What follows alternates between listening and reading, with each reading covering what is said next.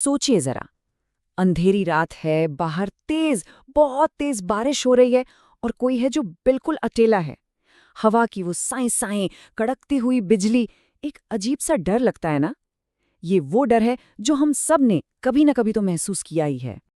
तो सवाल यही है, आखिर क्यों बारिश की इन अकेली रातों में इतना डर लगता क्यों है? हम्म इसका जवाब ना शायद कहानियों में छुपा है, खासकर खूनी मंडे जैसे चैनलों के उस जबरदस्त फॉर्मूले में जो हमारे इसी डर को बार बार कुरेदता है। तो चलिए आज इसी फॉर्मूले को डिकोड करते हैं। तो सबसे पहली चीज, माहौल। और यही है इस फॉर्मूले का पहला हिस्सा।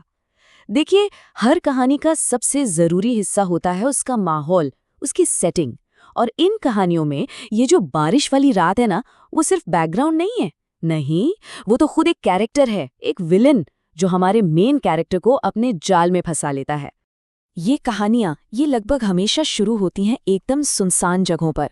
जरा सोच के देखिए, एक अकेला हाईवे, एक भूताहा सी हवेली, या बारिश में भीगता हुआ एक बिल्कुल खाली बस स्टॉप। ये वो जगह है जहां मदद का तो सवाल ही नहीं उठता, और बस यहीं से डर की पहली परत बननी शुरू हो जाती है।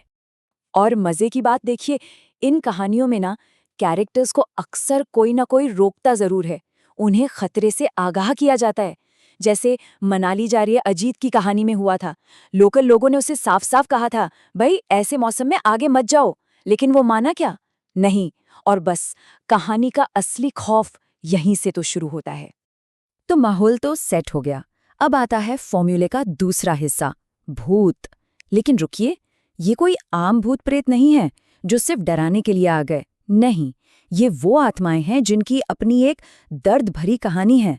एक ऐसी कहानी जो कभी पूरी ही नहीं हो पाई। समझने वाली बात यह है कि ये आत्माएं ये बुरी पैदा नहीं होती। ये तो असल में विक्टिम्स हैं, किसी भयानक हादसे का या किसी अधूरी मौत का शिकार। और इसीलिए ये हमेशा के लिए उसी जगह से बंध जाती हैं जहां उनकी मौत हुई थी। और वो कुछ ढूंढ रही होती हैं, कुछ तो चाहिए उन्हें, शायद इंसाफ, शायद बदला, या शायद बस वो सुकून जो उन्हें जीते जी कभी नसीब नहीं हुआ। दो कहानियों को ही देख लीजिए। एक तरफ वो सफ़ेद साड़ी वाली औरत जो सड़क पर लिफ्ट मांगती है, क्यों? क्योंकि वो एक हिट एंड रन का शिकार हुई थी। और दूसरी तरफ बस स्टॉप पर खड़ा वो आदमी जो किसी की मदद करने के चक्कर में एक गड्ढे में डूबकर मर गया। दोनों की कहानियों में क्या कॉमन है? अचानक और दर्दनाक मौत, एक अनफिनिश्ड बिजनेस। और पता है, ये पैटर्न सिर्फ भारत में ही नहीं मिलता, दुनिया भर में है। साउथ अमेरिका की एल्सिबॉन की कहानी को ही लीजिए। एक बिगड़ैल लड़का अपने ही पिता को मार डालता है, सोचिए। और सजा के तौर पर उसका दादा उसे श्राप देता है कि वो हमेशा हमेशा के लिए अपने पिता की हड्डियां ढोते हुए भटकता रहेगा। ये कहानी और भी ज्यादा हिंसक और भी ज्यादा जटिल है, पर कोर आइडिया वही है, एक अधूरी कहानी।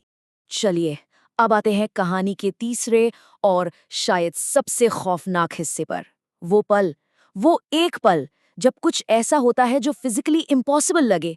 ये वो छोटी छोटी डिटेल्स हैं जो अचानक एकदम से सामने आती हैं और बस रोंगटे खड़े कर देती हैं। समीर की कहानी याद है ना? बस स्टॉप पर एक आदमी के साथ छाते के नीचे खड़ा हुआ था। सब कुछ बिल्कुल नॉर्मल लग रहा था, बिल्कुल, जब तक कि उसका फोन नीचे नहीं गिरता। और जैसे वो उसे उठाने के लिए नीचे झुकता है, उसे दिखता है कि उस आदमी के पैर ही नहीं है, वो तो हवा में तैर रहा था। या फिर वो शुभम की कहानी जो अपनी पत्नी चेतना के साथ एक वीरान हवेली में फंस गया था। उसे लग तो रहा था कि चेतना कुछ अजीब सा बिहेव करे है, लेकिन असली खौफ का पल तो तब आता है जब उसकी नजर चेतना के पैरों पर पड़ती है। उसके पैर पीछे की तरफ मुड़े हुए थे, सीधा इशारा कि उस पर मंजुलिका की आत्मा का कब्जा हो चुका है।